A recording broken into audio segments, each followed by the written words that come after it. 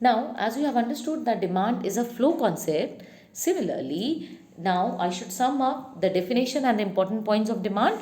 That is, if we say that demand for a car is 200, it is an incomplete statement. Why? Because the demand is totally meaningless without reference to the price and without the relevant time period. So, children, keep in mind that demand makes a complete sense only and only when we refer it to some price and the time period.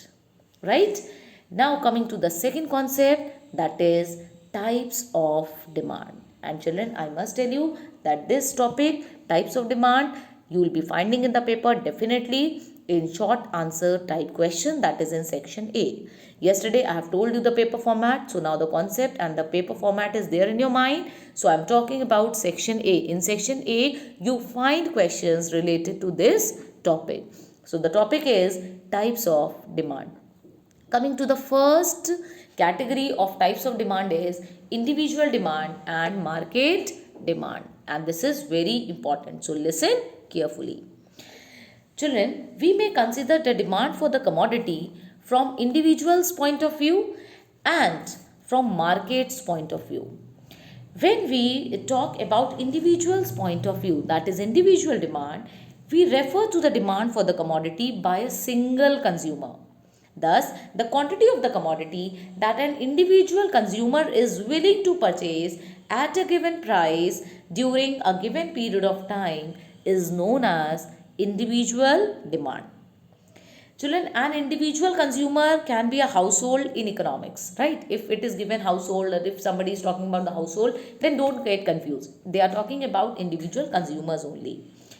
An individual consumer is also called household in economics. Therefore, individual demand is the same as household demand. So, if in the paper it is being asked define individual demand, or they ask you to explain household's demand, then don't get confused. Both are the same things. Right? Now coming to market demand. Children, market demand refers to the total quantity of the commodity that all the households are willing to buy at a given price during a given period of time. Right? That is, when we talk about all the households, when we talk about the entire economy, then we talk about market demand. But when we talk about a single individual consumer, that is called individual demand or households demand. Right? For example, let's take an example of individual demand and then I'll explain you about the market demand. So, for example, in case of individual demand, you can write that the quantity of milk purchased per day by your mother is an individual demand for milk. Or you can say that, for instance, the quantity of the pencil purchased by a student is an individual demand for pen or pencil. Coming to the market demand, what example you can write?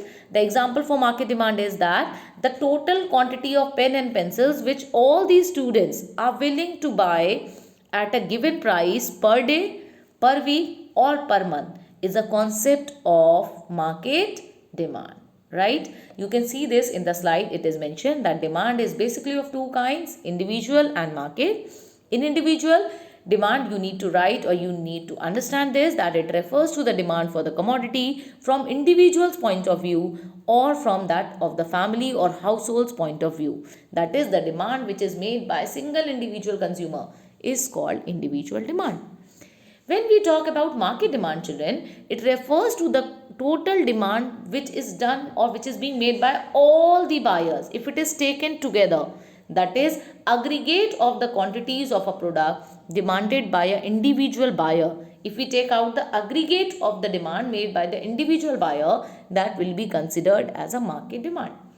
In one sentence, you can say that individual demand is a concept of microeconomics and market demand is a concept of macroeconomics, right?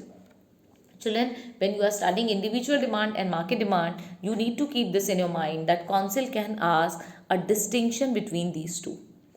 I have already given the points in the slide. You can read. The very first is meaning. That is, it refers individual demand. It refers to the quantity demanded by a commodity by a single firm or a consumer.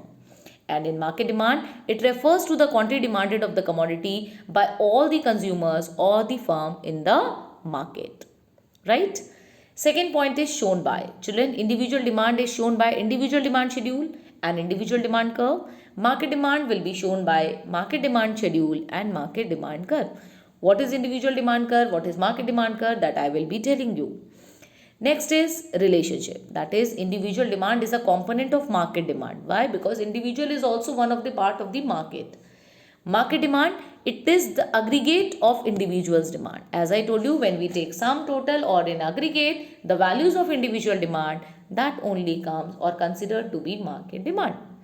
Next is demand curve. So when we'll be drawing the individual demand curve, you will be finding that the shape of individual demand curve is steeper. But in the case of market demand curve, you will be finding that the shape will be flatter, right? Next basis is scope. Children, individual demand, it is a narrow concept. Market demand is a broader concept, right? So you will be reading these points as a distinction. I will be sharing the slides with you so that you can have a clear view, right? So that's all for today, children. We have discussed two things. Number one, meaning of demand, and number two, types of demand. We have just started a topic and we have taken the first category, that is individual demand and market demand. That's all for today from my end. See you tomorrow in the live class at 8:30. Till then, you will be revising this topic right from your book. So open, you will be finding these topic in the first and the second page of your book of chapter number 2. Stay healthy. Thank you so much. See you tomorrow. Bye bye.